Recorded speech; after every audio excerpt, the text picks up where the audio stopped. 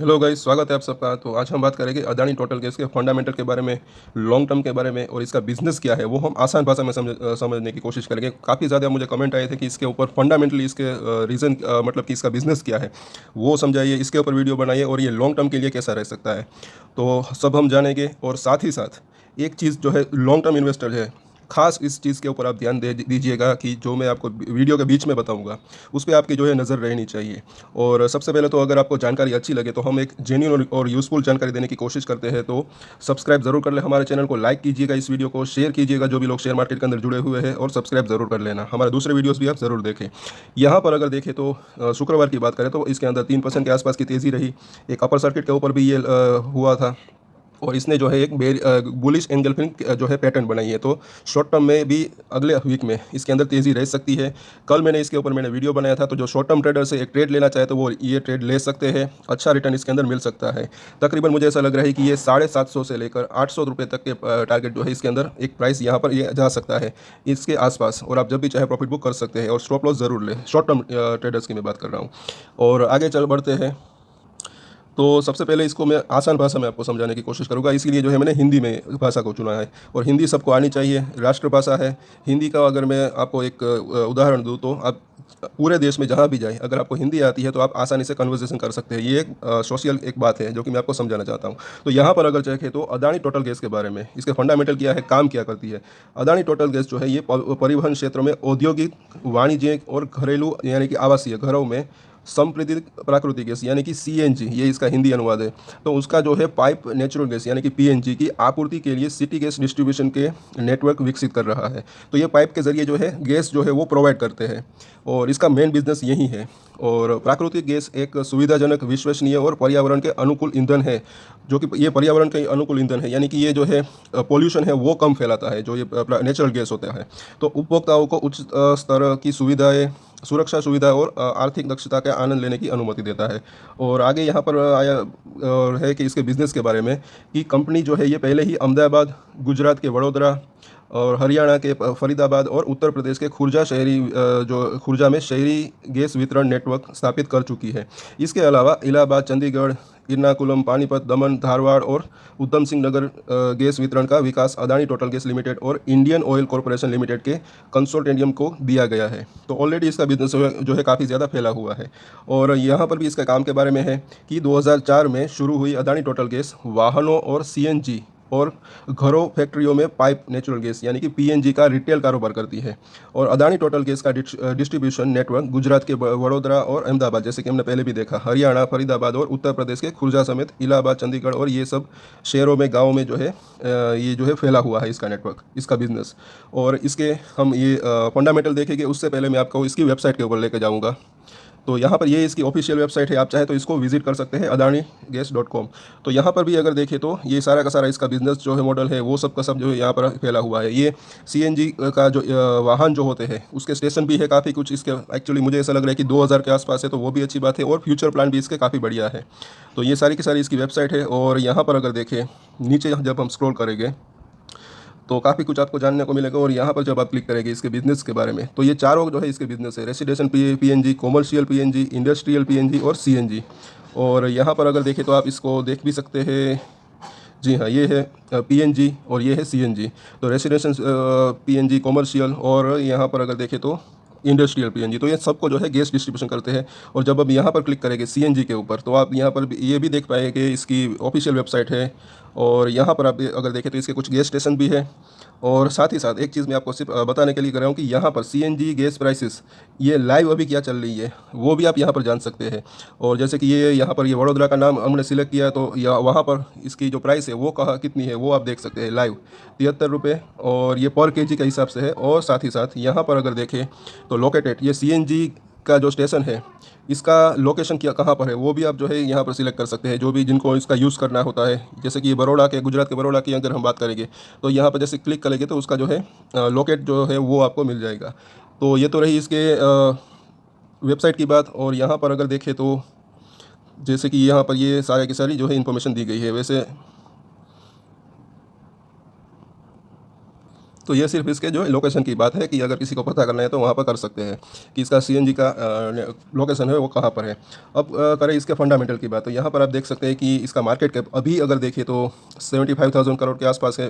P ratio देखें तो 140 के आसपास। रिटर्न ऑन कैपिटल एम्प्लॉय और रिटर्न ऑन इक्विटी काफ़ी बढ़िया है, 20% के आसपास। इसका मतलब होता है कि कंपनी ने जितना पैसा लगाया है, किसी भी बिजनेस के अंदर पैसा लगाते हैं, चाहे आप शॉप का कुछ दुकान का बिजनेस करें या फिर कुछ फैक्ट्रीज का बिजनेस करें, तो उसके अंदर जितना पैसा लगाते हैं कंपनी या आप मतलब कि कोई भी, तो उसके ऊपर रिटर्न सालाना कितना कमाते हैं, तो उनका जो है कहीं ना कहीं ये आइडियाज आता है। तो ये 20% के आसपास का रिटर्न ऑन कैपिटल ROCE और ROE है, तो ये बढ़िया बात है। ये जितना अच्छा रहता बड़ा रहता है नंबर्स, इतना अच्छा रहता है।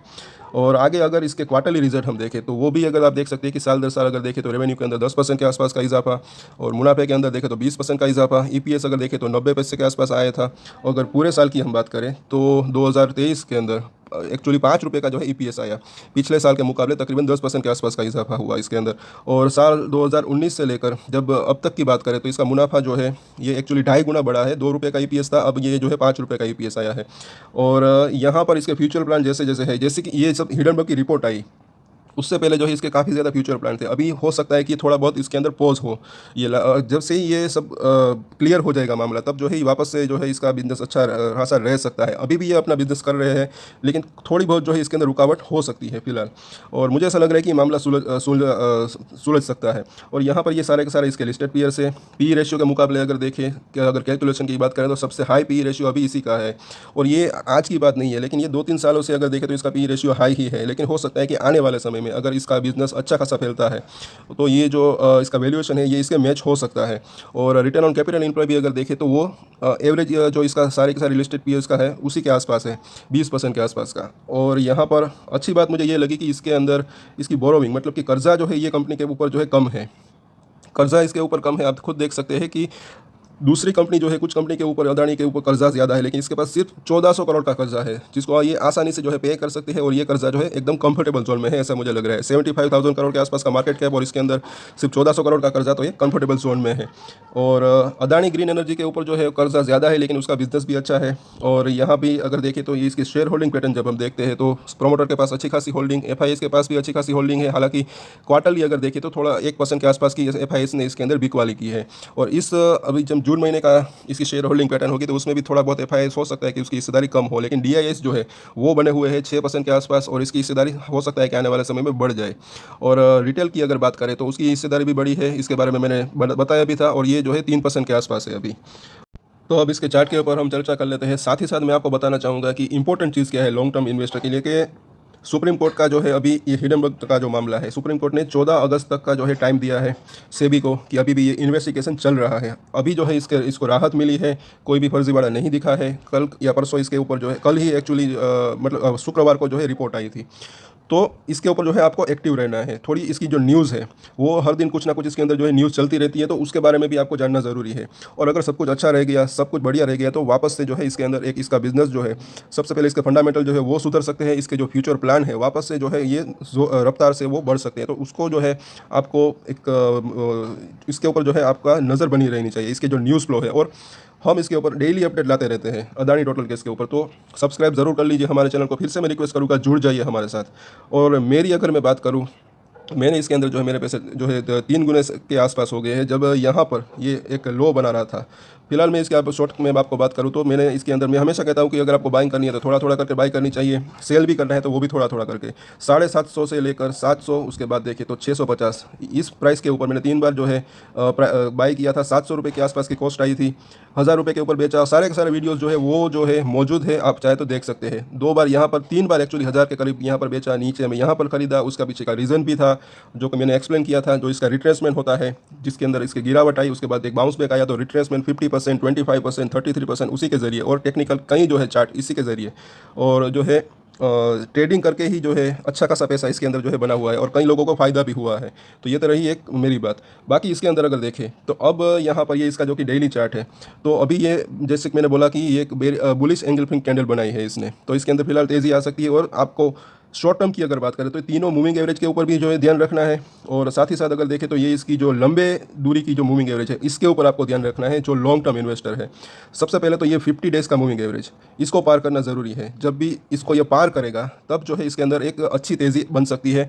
एक ये मोमेंटम जो अभी ये मंदी का है वो जो है ये चेंज हो सकता है। अभी देखें तो जब से हिंडन बैंक की रिपोर्ट आई तब से लेकर अब तक आप खुद देख सकते हैं कि इसके ऊपर ये निकला नहीं है। जब भी ये इसके ऊपर निकलने की कोशिश करता है दुड़ांग से ये जो है नीचे आ जाता है। सॉरी, ये तो 21 दिनों का अभी मूविंग एवरेज है, इसके ऊपर भी ये अभी निकल नहीं पाया है। ये जो 50 दिनों का मूविंग एवरेज तो अभी इसके थोड़ा सा दूर है। तो इसके सारे का सारे मूविंग एवरेजेस होते हैं वो भी जो है एक इशारा दे देते हैं जो लॉन्ग टर्म जो इसका मोमेंटम है वो कैसा है। अब इसका जो वीकली चार्ट है वो हम देखें तो इसका जो फास्ट मूविंग एवरेज है, छोटी मूविंग एवरेज, इसके ऊपर भी आपकी नज़र रहनी चाहिए। सबसे पहले तो अभी ये 5 वीक का मूविंग एवरेज, इसके ऊपर भी अगर टेक्निकली तौर के ऊपर देखें तो ये नहीं पहुंच पाया, वहाँ पर उसके ऊपर सक्सेसफुली क्लोजिंग नहीं दे पाया। सिर्फ एक बार यहाँ पर इसने क्लोजिंग दी थी लेकिन दूसरे ही हफ्ते जो है उससे नीचे आ गया था, तब इसका जो है एक्चुअली रिजल्ट भी था। और यहाँ पर अगर देखें तो आगे देखते हैं तो इसका भी जो 50 वीक का जो मूविंग एवरेज, अभी तो ये 2000 के ऊपर कैलकुलेट हो रहा है, और इसके पहले भी अगर देखें तो ये जो 200 वीक का मूविंग एवरेज है ये काफ़ी मायने रखता है। सबसे पहले तो जो है इसका 50 डेज़ का मूविंग एवरेज, उसके बाद देखें तो इसका 50 मंथ का मूविंग एवरेज, वो भी अभी मैं आपको दिखाऊंगा, और उसके बाद देखें तो ये 200 वीक का मूविंग एवरेज। जब ये इसके ऊपर निकलेगा ये भी एक अच्छा खासा होल्डर बन सकता है, तब जो है इसके अंदर अच्छी तेज़ी आ सकती है। साथ ही साथ ये इसका मंथली चार्ट है, तो यहाँ पर आप देख सकते हैं कि ये 5 डेज़, 9 डेज़ और 21 दिन का मूविंग एवरेज काफ़ी अभी दूर है, लेकिन ये 5 मंथ का मूविंग एवरेज जो कि 200 वीक के मूविंग एवरेज के एक इसी के आसपास है। और फिलहाल अगर मैं शॉर्ट टर्म की आपको बात करूँ तो एक चीज़ और आपको बता दूं कि यहाँ पर जो है इसने एक ये 2021 में यहाँ पर इसने एक सपोर्ट लिया था, इस सपोर्ट को तोड़कर ये नीचे आया था। तो अब जो है इन द शॉर्ट टर्म आने वाले हफ्ते में ये 800 रुपये का लेवल जो है 780 से 800, ये एक जो है इंपॉर्टेंट रजिस्टर है। अगर ये यहाँ पर जाता है तो थोड़ा बहुत इसको प्रेशर देखने को मिल सकता है। तो अगर कोई शॉर्ट टर्म के लिए बाई करता है एकदम शॉर्ट टर्म के लिए तो आप ट्रेलिंग स्टॉप लॉस रख सकते हैं और यहाँ पर मुनाफा वसूली कर सकते हैं। फॉर द शॉर्ट टर्म की मैं बात कर रहा हूँ। और फिर से ये मंथली चार्ट है, और इसका ये अगर लॉन्ग टर्म की अगर मूविंग एवरेजेस देखें तो आप खुद देख सकते हैं कि मूविंग एवरेजेस के कितने मायने रखती है। ये 50 मंथ का मूविंग एवरेज देखिए 1000 रुपये के आसपास, 1040 बिल्कुल। जब से हिडनबर्ग की रिपोर्ट आई इसको तोड़कर नीचे आया, 3 महीने में आप देख सकते हैं सबसे पहला मंथ में इसी के आसपास जो है इसने रेजिस्टेंस का सामना किया था बिल्कुल, और इसके ऊपर अभी तक ये निकला नहीं। जबकि जब भी इसके ऊपर निकलेगा तब जो है इसके अंदर एक अच्छी खासी तेज़ी बन सकती है, ये मैंने बार बार बोला है प्रीवियस वीडियो के अंदर। और ये इसका डेली चार्ट है, और इस डेली चार्ट के ऊपर जैसे कि मैंने बताया कि आपको सिर्फ आपके साथ मैं चर्चा करना चाहूँगा कि मैंने इसका बिज़नेस मॉडल जो भी है वो आपको आसान भाषा में समझाने की कोशिश की, और आई होप कि आपको जो है समझ पाए होंगे। और इसके कुछ फ्यूचर प्लान्स है, और जो कि ये हिडनबर्ग का जो भी मामला है जैसे ये सॉर्ट आउट हो जाएगा, अगर होता है तो इसके जो बिज़नेस जैसे जैसे फैलेगा और जैसे जैसे इसका बिज़नेस बढ़ेगा, और इसके पास जो है मुझे ऐसा लग रहा है कि स्कोप ज़्यादा है, क्योंकि भारत इतना बड़ा देश है, इतने ज़्यादा सिटीज़ है, और इसके अंदर कई लोगों को अभी भी जो है गैस पाइपलाइन की ज़रूरत हो सकती है। तो अगर ये अपना बिज़नेस को अच्छे से फैला सकेंगे, अपना कारोबार बढ़ा सकेंगे, तो वैसे ही जो है इसका रेवेन्यू बढ़ सकता है, इसका प्रॉफिट बढ़ सकता है, EPS बढ़ सकता है, वैसे वैसे ही जो है इसके जो शेयर का प्राइस है वो भी जो है इसके अंदर सुधार आ सकता है। अभी इसका वैल्यूएशन थोड़ा सा महंगा लग रहा है, लेकिन हो सकता है कि अगर इसका बिज़नेस अगर अच्छा करे तो जो है इसका नेक्स्ट जो इसका EPS है वो अभी के वैल्यूएशन के साथ जो है मैच कर सकता है। मतलब कि ये एक रीजनेबल वैल्यूएशन के ऊपर भी जो है हो सकता है, और in the near long term के लिए जो है ये अच्छा रह सकता है अगर इसका बिजनेस अच्छा करता है तो। और साथ ही साथ अगर देखें तो साथ ही साथ मैं एक चीज़ और बता दूं कि जो लॉन्ग टर्म इन्वेस्टमेंट अगर आप करते हैं, अगर आप खरीदना चाहते हैं, तो मैं तो हमेशा यही कहता हूं कि अगर आप खरीदना चाहते हैं तो आप थोड़ा थोड़ा करके खरीदते हैं तो ज़्यादा बेहतर रहता है। भले ही इसके अंदर प्रॉफिट मार्जिन जो है वो कम रहे, लेकिन जो रिस्क होता है वो कम रहता है। एक बाइंग प्राइस जो होती है वो एवरेज होती है। बाकी मर्जी आपकी है, आप जैसे भी चाहे इसके अंदर अगर निवेश करना चाहे तो कर सकते हैं, वन टाइम या थोड़ा थोड़ा करके। और एक चीज़ और है कि मैं अगर अपनी बात करूँ तो अगर मेरे पास 10 शेयर है तो बीच बीच में जहाँ भी मुझे लगे तो इसके अंदर कम से कम 2 शेयर, 3 शेयर, 5 शेयर की जो है मैं ट्रेडिंग भी करता रहता हूँ। जब भी मुझे ऐसा लगे कि एक अब अच्छे खासे रेजिस्टेंट के ऊपर है तो इसके अंदर जो है सबसे पहले मैं 2 शेयर बेचने की कोशिश करूँगा, 3 शेयर बेचने की कोशिश करूँगा, 5 शेयर बेचने की कोशिश करूँगा, वो भी स्टेप बाय स्टेप, पहले 2 उसके बाद 3, इस तरीके से। और जब भी ये नीचे आए थोड़ा बहुत भी, और जब भी मुझे लगे कि अब यहाँ पर खरीद लेना चाहिए, वापस से जो है इसके अंदर तेज़ी आ सकती है, तो जो ये 2 शेयर बेचे थे वो अगर 25-50 रुपये भी अगर ये नीचे आ गया तो वापस से इसको खरीद लेता हूँ। और इससे जो है अपनी बाइंग प्राइस होती है वो जो है एक उसकी बाइंग प्राइस होती है वो थोड़ी सी घट जाती है, तो ये अच्छा रहता है। बाइंग कॉस्ट जो है कम होती रहती है। और साथ ही साथ जो कुछ शेयर इसके अंदर जो मैंने लॉन्ग टर्म के लिए रखे 10 शेयर के अंदर जो है 5 शेयर को जो मैं हाथ नहीं लगाता, क्योंकि वो लॉन्ग टर्म के लिए है, तो वो जो है इसको मैं हाथ नहीं लगाता। ये एक स्ट्रेटजी रहती है, आप चाहे तो इस स्ट्रेटजी को अपना सकते हैं, नहीं अपनाना चाहते तो नहीं अपना सकते हैं, ये मैं अपनी बात कर रहा हूँ। और जब भी अगर बढ़ भी जाए तो भी कोई दिक्कत नहीं, 5 शेयर तो पड़े हुए हैं, और उसमें भी जब ये मुझे ऐसा लगेगा कि अब यहाँ पर ये मेजर रेजिस्टेंट है, यहाँ से गिर सकता है, तो उसमें भी अगर देखें तो 2 शेयर और उसके बाद 3 शेयर जो है बेचने की कोशिश करता हूँ। तो ये एक स्ट्रेटेजी रहती है। उसके बाद जब भी नीचे आए तो खरीदने का मन करे और ऐसा लगे कि यहाँ से फिर से बढ़ सकता है तो वापस से खरीद लेता हूँ। ये मैं अपनी बात कर रहा हूँ और ये एक अच्छी स्ट्रेटेजी हो सकती है। तो आज के वीडियो में इतना ही दोस्तों। अगर आपको अच्छा लगा तो फिर से रिक्वेस्ट करता हूँ कि लाइक ज़रूर करें, शेयर करें और मेरे चैनल को ऐसे वीडियोस के लिए सब्सक्राइब कर लें। और एक स्टैंडर्ड डिस्क्लेमर जो कि मैं हमेशा देता हूँ, आप कोई भी ट्रेड ले उससे पहले अपनी रिसर्च करें, अपने फाइनेंशियल एडवाइजर की सलाह ले, उसके बाद ही कोई डिसीजन ले, और डिसीजन ले तो उसकी जिम्मेदारी मेजोरिटी के साथ खुद ही ले। ये वीडियो मैंने एजुकेशन पर्पस के लिए बनाया है, मेरी तरफ से कोई भी बाय या सेल की रिकमेंडेशन नहीं है। Thank you.